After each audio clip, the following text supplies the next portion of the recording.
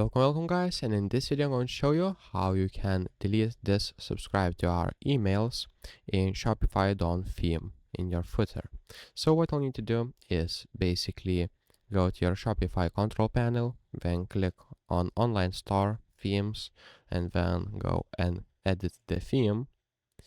Scroll down until you see footer.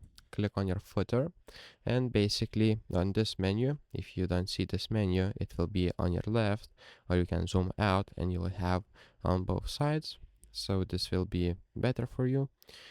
And then what we need to do is on the right side you will see email sign up. Just turn that off, click save, and your changes will be saved, and you will no longer have an email sign up in the footer. So if this video was helpful, please make sure to subscribe to guide to everything, comment down below for the algorithm, and see you in the next one.